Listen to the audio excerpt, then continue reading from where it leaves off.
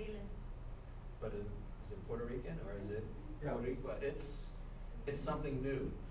It doesn't exist anywhere on the planet, which was really interesting when I was watching Dimas's video last summer when he was playing with Tobos, Lumamba, and at one point, Tobo said, "Oh, I know that rhythm. We call it this. It comes from this place in near Kinshasa, which is like in central Congo. And the people in this area, they play all these rhythms that you're just playing. And Dimas had that look on his face that I recognize. That's the same kind of look that I have when I'm going like, hey, wait a minute, Ricardo's singing a song about people that left, that they still remember. And when Dimas made that connection with Tobos, it's like, wow, here's someone from Africa who knows the music that I'm playing.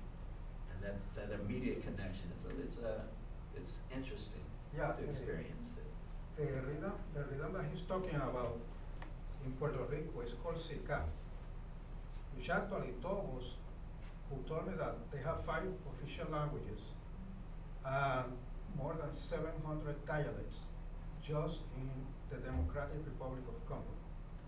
And he made a distinction between the Democratic Republic of Congo and the Kingdom of Congo, which actually covers Cameroon, Gabon, and almost gets to the coast. So when I play that rhythm, Sika, which is this,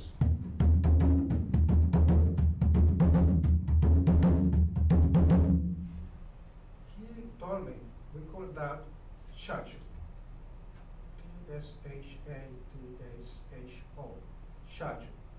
And he told me that they don't not only play one rhythm, but they play like 4 different rhythms at the same time. And he told me this is the fourth accompaniment of chacho. And this is something that we are going to talk a little bit deeper when we get into March 4th into Timucua Arts Foundation. Another rhythm that he told me is sounded like this, which in Puerto Rico is part of chacho, which in Puerto Rico we call that calendar. And if you go to New Orleans has that reference of calendar. So that's the reference that actually he was talking about Congo and the music from Congo and Puerto Rico. Okay, should we head up? Yep. We have one question. Yeah. The question is, I see one question online. Is your research about African history in Puerto Rico and DNA online? When can I see it? Where can I see it in the future? I'm actually doing a series called Africa Habla en Mí, and that series kicked off last year about this time. You saw a couple of photographs from there. There were 4 sessions last year. One of them is already on YouTube, on my Propa page on YouTube. Just yesterday, I announced this year's series, and I haven't announced all the participants, but we have one right here. Dimas is going to be part of the next installment of the Africa Habla en Mí series. One of 12 people who will be participating in that series. Those videos will be forthcoming over the next few months. So that's where you can find that. You can follow the Propa page. All my research is there. I post everything there. So without further ado, Okay. yeah, we've got a demonstration coming your way. Okay, cool.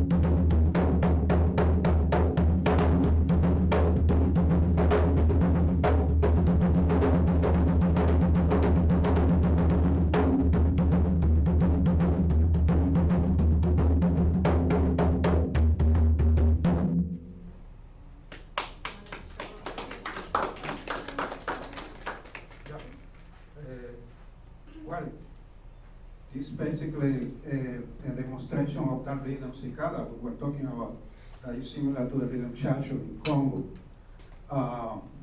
So, in the Cepeda family, which I learned from them, they have this classified as a family of cicada. So I'm going to show another rhythm that is part of the cicada family, and this rhythm is called Quembe. Okay?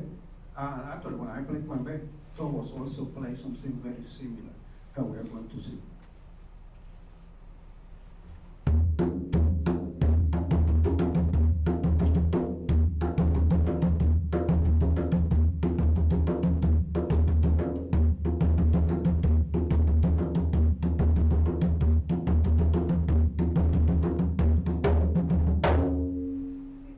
I think we should have some movement with that. Okay. Yeah, we need some movement. Yeah.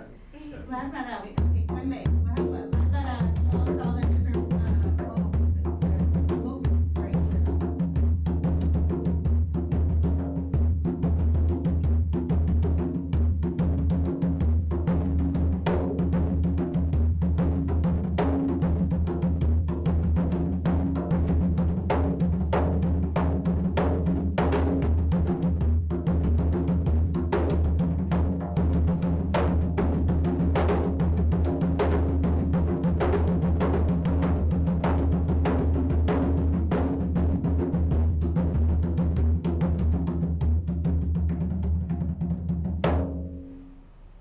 Okay, so that was Quembe, which is part of the Sika family.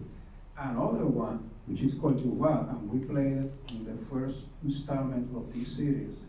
And Tobos told me that they call a similar rhythm Aguaya, or Aguaya.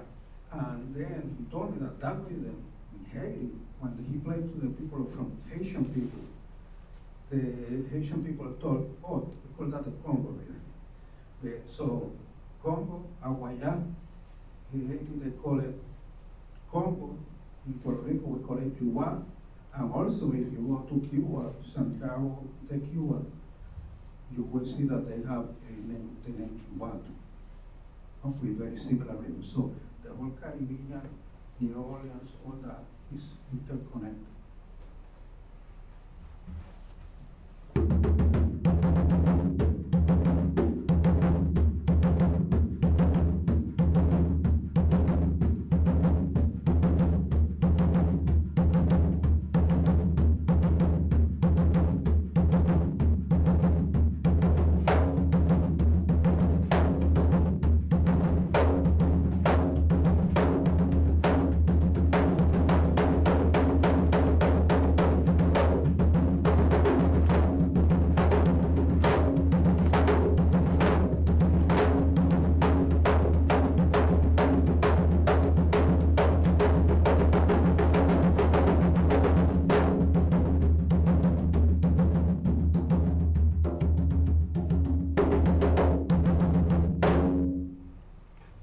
So you can see the difference in movement. This is more like in the 6/8, if we are talking about time signature.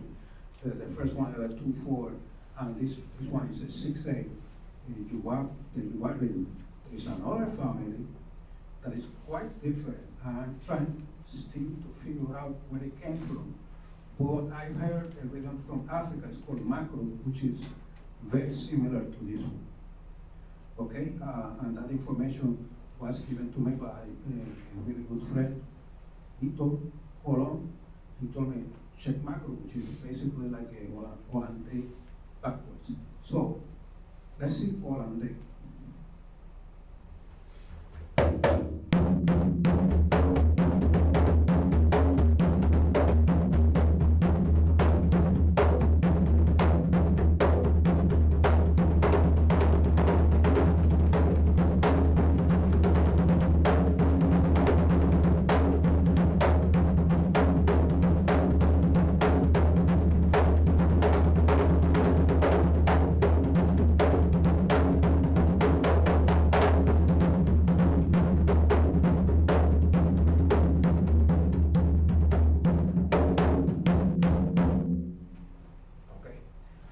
This one is particularly tricky to play, you know, because because there are supposed to be two drums here.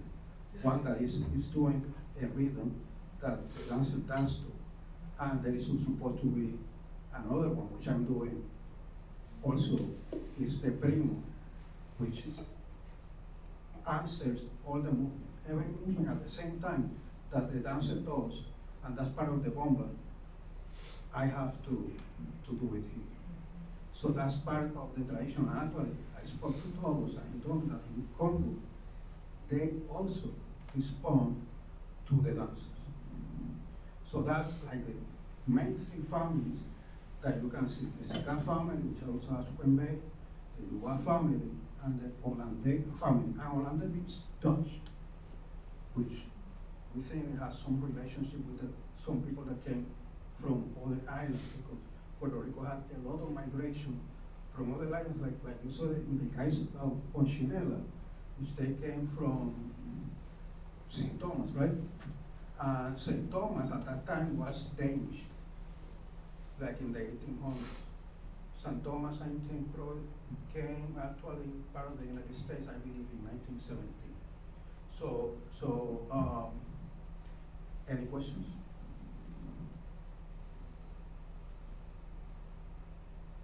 No question? No questions at the moment. I do want to just say thank you again to Valencia College for partnering with La Escuela de Bomba y Plena Tata Cepeda.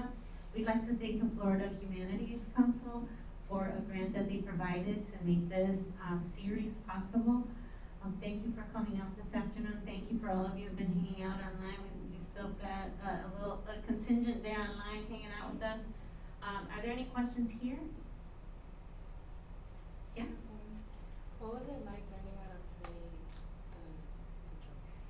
And like, how long did it take you? So I'm just gonna repeat the question. What was it like to learn how to play these drums, and how long did it take? Well, yeah, people always ask that question, but it's very difficult to know because it depends. Like for example, when I started learning this, I already was a percussion player. And the reason why I started to learn this is because I'm a drum set player. Many of my favorite drummers, like Ignacio de Roa, Ailton Moreira, they actually really knew their own traditional music.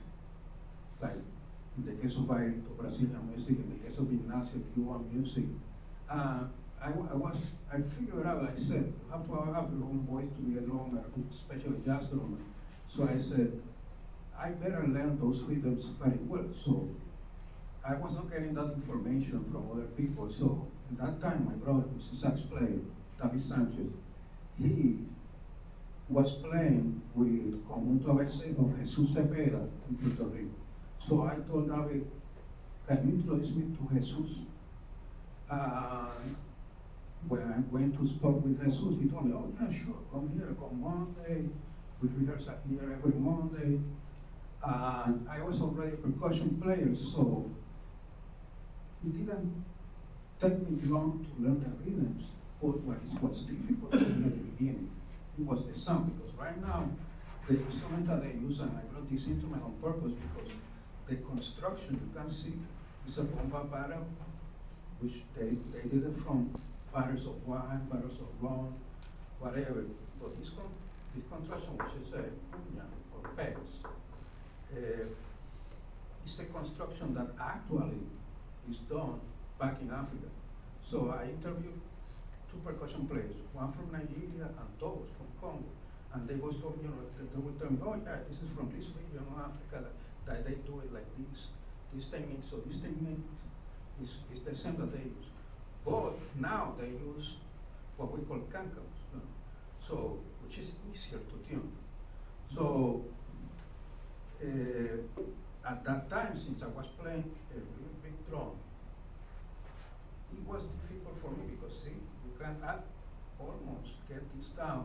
So having the technique of it, what people call conga drum, which is from Cuba, is very different than this technique. It's very different. So that, to me, that was the challenge at that time.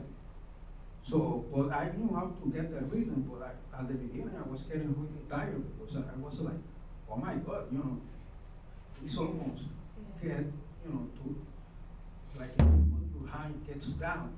So then I learned that I had to hit it different, by observing, Jesus, Chichito, Modesto, that came sometimes, all of them, I will see them and say, oh, this is the way that we're supposed to hit the drum. So it took me a while, but I started playing with them right away. And so to some other person that is not a percussion player, maybe they will take longer. So I really don't know the answer. I really don't know the answer of that question, but basically it depends on your experience and your talent. And if you're not a percussion player, playing an instrument like that and being able to draw the particular sound of that instrument out, because the stroke has to pull the sound of the drum out. If you're not a percussion player, it's a rude awakening to the pain threshold you need just to be able to practice enough to get good. I used to play in a band where the conga player would take a break on boleros, and they would let me play the congas, and all I knew how to do was which was all right. I left the band and I came back, maybe played with them about 3 years later, and I didn't know that I developed a cyst on my finger. So every time I went and I hit the second drum, where the cyst was, it was on a nerve, and it would shoot through my finger and shoot up my arm. And my particular drumming that night sounded like, ooh, ah. So it takes time to develop the technique and to develop the endurance and to develop the strength. But if you want to do it, you got to do it. I do just want to add that we have sister genres to bomba across the Caribbean. There's so much movement in the Caribbean, and people are back and forth. La Ponchinela, she was born in San Mateo de Cangrejos. Her mom was born in St. Thomas and came from St. Thomas, but her mom was born in St. Croix. And so you can that's 3 different islands, 3 generations. In the west coast of Cuba, they have, on the east coast of Cuba, they have tumba francesa, which is a genre very similar to bomba. In Guadeloupe, they have woka, which is very similar. In Martinica and Trinidad, they have belé, which is very similar. The drum is similar. The sound, even the songs, can be similar. We see a thread there that runs throughout. So it's unique in that it is our experience in Puerto Rico, but it's not unique in the sense that bomba's not, there's nothing like it on the planet, because there are other genres that's very similar to it. So, Barbara? Sorry. Thank you. I want to thank everybody for being here. I hope you enjoyed it. I hope everybody that's online enjoyed it as well. I want to